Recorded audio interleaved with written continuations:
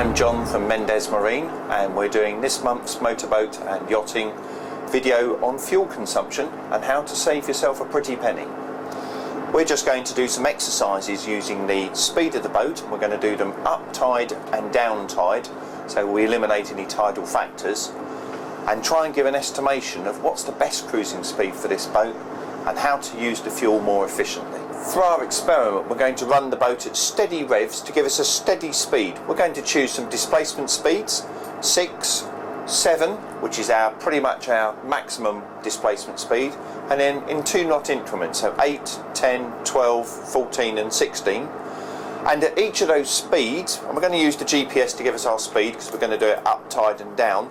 On this gauge, we're going to have the fuel in litres per hour read out. And then what we do is average the up tide and down tide to give us a total value, divide it by 2, and that at those speeds will give our fuel consumption. And also on this boat we've got trim tabs, and for those that don't remember, they're 2 little plates on the back that lower to generate lift on the stern of the boat, hence dropping the bow. And they can, in circumstances, give an increase in speed, but they can also dramatically change the attitude of the boat towards the waves. So if we were going upwind on a rough day, we'd trim the boat down. And from on our interior helm here, we quite often trim down a bit to give a better view. So we'll experiment with those and see how they affect the results. Here I am, very gently balancing the throttle.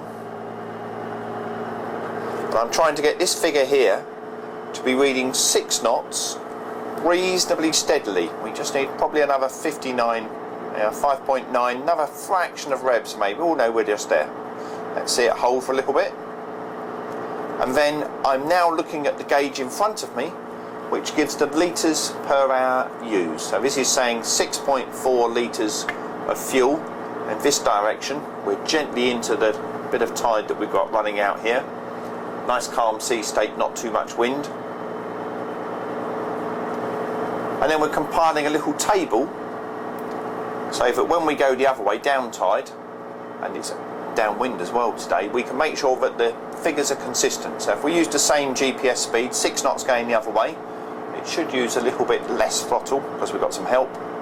And then we'll add the pair up and divide by 2 to give our fuel used for that speed. Like all things, tabs can be overused. If I put too much tab on, so that's full tab now, and that's tending to dig the bow of the boat in a little bit, and our speed's starting to drop away. We're actually physically pushing too much boat through the water, and the drag of the water's slowing us down, and our speed, we've lost all that we gained, and we're starting to slow. Fuel usage has actually gone down a fraction. That's probably just where we've pushed through. It will probably stabilise in a moment. Yeah, it's going back up again. And we've lost half a knot there, so overuse of the tabs, and it's also made the steering quite heavy. We've got too much boat in the water, so I'm going to bring them back up a bit.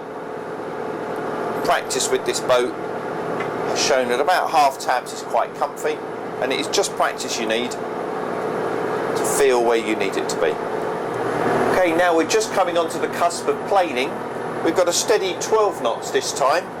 Fuel burns nearly 44 litres per hour, so a massive increase, better ground speed. And also we've got a little bit of a breeze and a little bit of a sea out here, which makes it slightly more interesting. So we're going to put a little bit of tab down now and see if our speed picks up. So we're doing 12 steadily at the moment. Just bring the tabs down about halfway,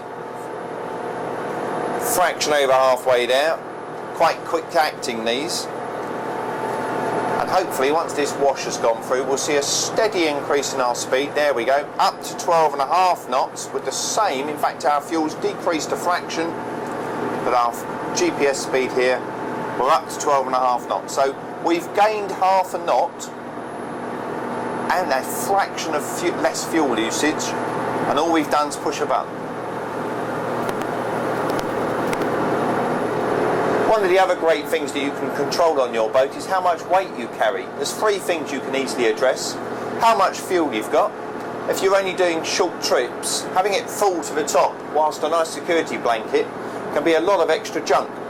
So on this boat we hold 800 litres of fuel. That's pretty much 800 kilos. That's an awful lot of people in body weight that we're carrying around. Half tanks, as we've got here, that's going to be perfect for our local boating. We do have to think about fuel storage, and does that create a different issue, but that's for another day. Also water tanks.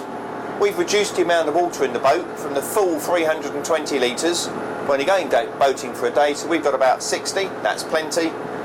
And the other one is how much junk do you collect over the course of the season? The lazarette on this boat's got probably a few dead bodies in there. We could lose a lot of that, make it a lot more economical.